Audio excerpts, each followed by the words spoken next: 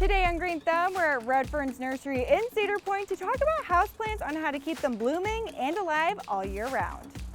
Shelly, so today we're talking about houseplants, which is awesome because you can have them year round and you don't have to worry about the outdoors, weather and everything like that affecting them. But what should we be doing before we bring it home to be successful? Well, you should always start off with most houseplants, they prefer a well-draining soil. So you should have a good mixture of soil, perlite, or vermiculite. Okay. Also, you want to think about the kind of light that you're going to have, whether it's bright or low light, like a bathroom or a windowsill, and then we can help you go from there. So for houseplants, since they're an indoor year-round plant, how often should you be changing the soil so that the plant stays healthy and thrives? I would wait and let the plant tell you. A lot of, especially philodendrons, pothos, their leaves will tell you.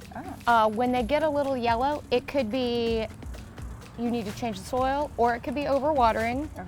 So I would wait and let the plant tell you. So I grew up with hanging plants in my house. My mom loves them. I think they're so fun because just the way they trickle down. It's almost like a waterfall of plants. The Meghan is a great one to use. Also, one of the good things about it is if this gets too long for you, so let's say you have a cat and the cat keeps messing with it, you're not going to hurt it by cutting it off. It just helps promote growth. It just helps promote growth. So these are actually very easy.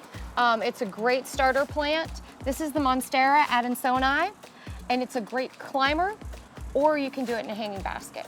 That is the Prince of Orange philodendron. And it'll get more orange the more sunlight it gets. A lot of bulbs actually are perennials. They die back in the winter and then come back. An example of that would be the elephant ear, which I do have one on the front table. Very cool. So these are those elephant ears that I was talking about. Oh, they're so pretty. So these are a bulb, and they do come back every year, and they make babies. So what'll happen is when it gets really cold, maybe 45, 50 degrees, they start to die back. So it'll look like nothing there.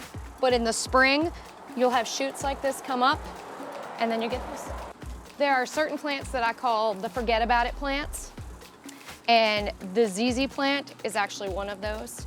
It requires very little water, moderate light. It can tolerate low light. And so for pots, would you say like terracotta pots are better? A lot of people do love the terracotta. I like the terracotta for things that require less water. For plants like this, you could do any of our ceramic pots as long as it has a drain hole. So with houseplants, how do you know when to start pruning them or cutting them back or like deadheading them? Depending on the type of plant that you have. Most of them, if they're yellowing or brown leaves, wait until you have new growth showing, and then you can trim those off. Make sure to come back every Tuesday as we dig into all the tips and tricks for planting and gardening on Green Thumb.